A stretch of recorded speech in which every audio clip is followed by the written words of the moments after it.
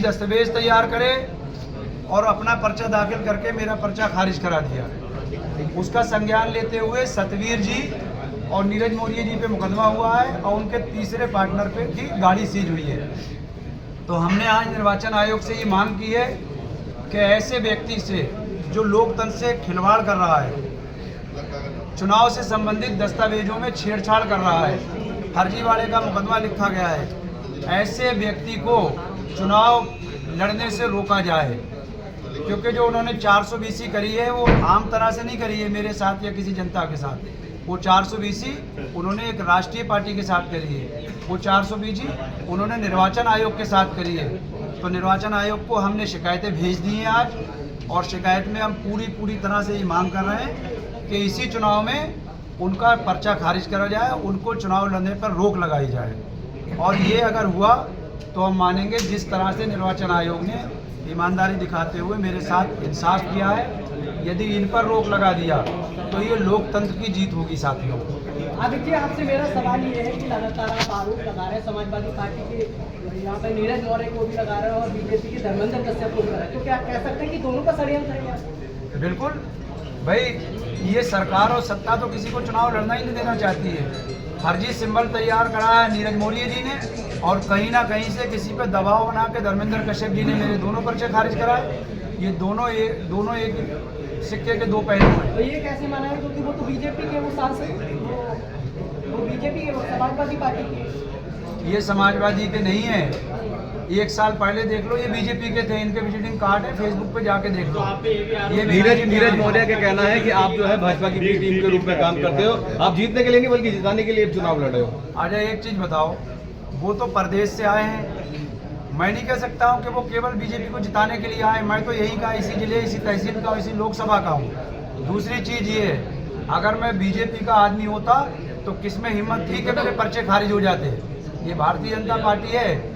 नीरज मौर्य जी घबरा गए अपनी हार से। इस टाइम औला लोकसभा के अंदर गठबंधन, मुस्लिम और दलित गठबंधन और जो अन्य साथी हमारे साथ बैठे हैं, भूचाल मचा हुआ है।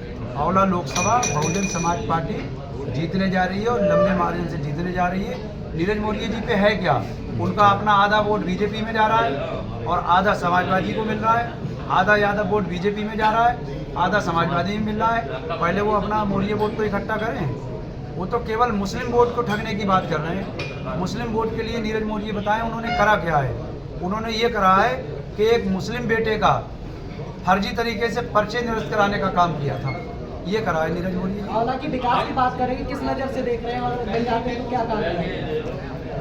टोटल मूलभूत सुविधाएं जिन पर एक आम नागरिक का हक और अधिकार होता है, शिक्षा है, सुरक्षा है, सम्मान है, हर एक मूलभूत सुविधा प्रत्येक नागरिक की दहलीज तक पहुंचाने का प्रयास करेंगे। अभी जी 1 महीने पहले की बात की जाए तो आप धर्मेंद्र कश्यप को विजय भवा का आशीर्वाद देते रहे, आज रिश्ते में इतनी कड़वाहट की आ गई कि आपको जान से खतरा उनसे।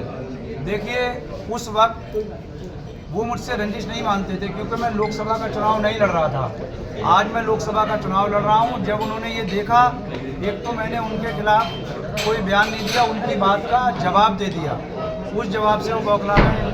दूसरी चीज़, हमेशा कहीं ना कहीं दलित समाज का कुछ थोड़ा बहुत वोट भारतीय जनता पार्टी को मिल जाता था, लेकिन जब से मैं कैंडिडेट बना हूँ उनके हिस्से में एक भी दलित समाज का वोट नहीं जा रहा है। टोटल दलित समाज भारतीय जनता बीएसपी के साथ और मेरे साथ भारतीय जनता पार्टी छोड़कर खड़ा हो गया है। इससे धर्मेंद्र कश्यप जी खिलाफ हो गए, खिसिया गए। कुछ भी करा सकते हैं, उनकी सरकार है, उनकी सत्ता है। आप दोनों लोगों पे हत्या कराने का आरोप लगा रहे हैं, क्यों? मैं इसलिए लगा रहा हूँ कि पहले हत्या होगी, बाद में मुकदमा लिखा जाएगा तो मेरे बच्चे तो तारीखें करते रहेंगे। इसलिए मैंने उच्च अधिकारियों से शिकायत करी है कि हत्या ना हो, पहले कार्रवाई हो जाए। भाई, जमहूरियत में चुनाव लड़ने का अधिकार तो सबको है। तो क्या कोई नीरज मौर्य कैसी रणनीति लाए? एक तरफ तो उनकी पार्टी कहती है लोकतंत्र को बचाओ, संविधान बचाओ, और एक तरफ वो फर्जी सिंबल, फर्जी दस्तावेज तैयार करके लोकतंत्र की हत्या कर रहे हैं। एक औला लोकसभा के बेटे की हत्या कर रहे हैं, जिसका जो कई बार चेयरमैनी का चुनाव जीत चुका है, लोकल का हूँ। क्या चुनाव आयोग के साथ क्या पुलिस के अफसरों से शिकायत की गई है क्या? तो राजनीति छोड़ देंगे, क्या कह रहे हैं? उनके ऊपर आरोप साबित हो गए, उन्होंने अपनी फेसबुक से सारी पोस्टें डिलीट कर ली। क्या आज ही उन्हें राजनीति छोड़ देना चाहिए। अगर वो चोर नहीं है, उनको शामिल नहीं है, तो उन्होंने अपनी फेसबुक आईडी से सारी पोस्टर डिलीट क्यों करी? ये उनसे जवाब पूछ लेना, पूछ के मुझे बता दोगे। आबिद जी, अगर उन्होंने जवाब नहीं दिया तो फिर वो और बड़े चोर बन जाएंगे। आबिद जी, चुनाव आयोग के साथ क्या पुलिस के अफसरों से शिकायत की गई है? आपकी जान का खतरा है क्या? जी, मैंने वरिष्ठ पुलिस अधीक्षक बरेली से शिकायत करी है कि ये लोग मिलकर मेरी हत्या भी करा सकते हैं, क्योंकि मैं चुनाव में मजबूत हूँ। पहली बार लोकसभा का चुनाव लड़ रहा हूँ और मेरे चुनाव लड़ने से भारतीय जनता पार्टी से दलित वोट खिसका है और समाजवादी पार्टी से मुस्लिम वोट खिसका है। अब ये दोनों आपस में नूरा कुश्ती लड़ रहे हैं। बाकी मेन पार्टी मुझे बना के रख दिया क्या है। कोई रेकी कराई जा रही है आपकी या फोन पे धमकी दी जा रही है? दलित और मुस्लिम वोट दोनों किसका है? तो बरेली में आपका प्रत्याशी नहीं है, तो आप इसका क्या मानते हैं? मैं अपनी लोकसभा पे चुनाव लड़ रहा हूँ, पूरे प्रदेश का ठेकेदार थोड़ी। ये आपके बिल्कुल लगी हुई लोकसभा है। ये बरेली के नेताओं से बात करिए, मेरे पास टाइम नहीं है बरेली पर ध्यान देने का। मैं लोकसभा लड़ रहा हूँ और जीत कर आपके बीच आऊंगा। मंडल में अभी तक कोई बसपा नहीं जीती है लोकसभा।